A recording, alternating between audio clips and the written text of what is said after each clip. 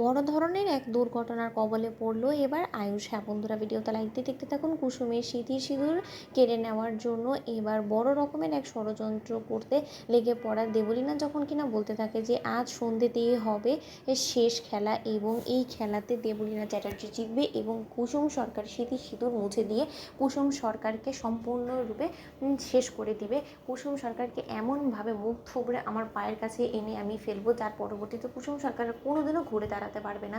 কুসুম সরকার এবার তুমি কি করে তোমার স্মৃতি শুধু রক্ষা করে, এবার আমি শুধু সেটাই দেখবো। ঠিক সেই সময় এক পর্যায়ে যখন কিনা শঙ্কর বলতে থাকে যে না, কি হচ্ছে না হচ্ছে সেই সমস্ত বিষয় সম্পর্কে আমার কিছু জানার প্রয়োজন নেই। আমার মেয়ে যখন কিনা বিবাহিত, তাহলে আমার মেয়ের নিজ অধিকার ফলিয়ে সে ওর শ্বশুর বাড়িতেই থাকবে এবং ওটাই ওর আসল বাড়ি, এবং আমি আর কোনো মতে আমার মেয়ের জীবন নিয়ে এত ছেলেখেলা হতে দেবো না। কর্তামা কী শুরু করেছে সেই সমস্ত কিছু জবাবদিহি তাকে আমার কাছে করতেই হবে। কেনই বা সে তার ছেলের বিয়ের পরবর্তীকালে সে আমার মেয়েকে আমার কাছেই রেখে দিয়েছে, এখনও পর্যন্ত তাদের বাড়ির বউকে কেন সে সসম্মানে এখনও পর্যন্ত তাদের বাড়িতে রাখার বন্দোবস্ত করেনি? কেনই বা এত হেয়ালি চলছে? কী এমন রয়েছে রহস্য যেটা কিনা আমি এখনও পর্যন্ত জানি না? সেই সমস্ত প্রশ্নের উত্তর আমি কর্তামার থেকে নেব এবং কুসুম আর আমি কোনো মতেই সহ্য করব না। তাই যত শীঘ্রই সম্ভব তোর ব্যাগ পুস্তক সমস্ত কিছু তুই তৈরি করে নে, আমি স্বয়ং নিজে তোকে তোরও অধিকার আদায় করতে তোকে সহযোগিতা করব এবং তার পাশাপাশি তোকে ও বাড়িতে আমি দিয়ে আসবো। ঠিক সেই সময় কুসুম যখন কিনা বলতে থাকে যে ছোটো সাহেব সর্বনাশ হয়ে গিয়েছে, এদিকে আপনি শহরে নিয়ে এবং অন্যদিকে বাবা তো চটে বসেছে যে করেই হোক না কেন সে আমাকে গাঙ্গুলি বাড়ির বড় বউয়ের মর্যাদা দিয়েই ছাড়বে এবং আমাকে সেই বাড়িতে দিয়েই ছাড়বে। এবার যদি দেবী মায়ের সামনে সমস্ত সত্যটা বেরিয়ে এসে তখন আমি কী বলবো বলুন তো? কী করে আমি সমস্ত পরিস্থিতি সামাল দেবো?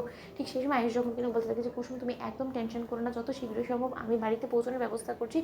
তার কারণ আমার একটা ক্লায়েন্ট মিটিং ছিল এবং সেই ক্লায়েন্ট মিটিং অ্যাটেন্ড করার জন্য আমি শহর থেকে এতটা দূরে এসেছি। ঠিক সেই সময় সেই সুযোগটাকে কাজে লাগিয়ে দেবলীনা যখন কিনা বলতে থাকে যে তুমি তোমার বউয়ের উপরে আসা এত বড় বিপদ তো তখন ঠেকাবে না যখন তুমি জীবিত থাকবে। তার কারণ আয়ুষ্মান গাঙ্গুলি তুমি যার কোনো মতে বেঁচে বাড়িতে ফিরবে না, তুমি ফিরবে ঠিকই কিন্তু নিথর দেহ হয়ে তোমার লাশ ফিরবে এবং তার পাশাপাশি তোমার স্ত্রী যে ও বাড়িতে রাজত্ব করার স্বপ্ন বলছে না, সে সমস্ত স্বপ্ন এক নিমেষে ভেঙে চুরমার হয়ে যাবে। তার কারণ তোমার স্ত্রী এর ও বাড়িতে রিসেপশন নয় বরঞ্চ শ্রাদ্ধের আয়োজন করতে হবে, তাও আবার তার নিজের স্বামীর আয়ুষ্মান গাঙ্গুলি তোমার। ঠিক সেই সময় এই কথা বলা মাত্র আয়ুষ যখন কিনা রাশ ড্রাইভ করে রওনা হয়, ঠিক সেই মুহূর্তে আয়ুষের গাড়ির ইচ্ছে করে ব্রেক নষ্ট করে দেয় দেবলীনার ভাড়া করা গুন্ডারা এবং তারপর মুহূর্তে আয়ুষের যখন কিনা ভয়াবহ এক অ্যাক্সিডেন্টের কবলে পড়ে। ঠিক সেই সময় আয়ুষে অ্যাক্সিডেন্ট হয়েছে এই খবরটা নিশ্চিত হওয়া মাত্রই দেবলীনার গুন্ডারা বলতে থাকে যে ম্যাডাম কাজ হয়ে গিয়েছে, আপনি যেরকমভাবে কাজটা করতে বলেছিলেন ঠিক সেইভাবে আমরা কাজটা করেছি। এবার মনে হয় না কোনো মতেই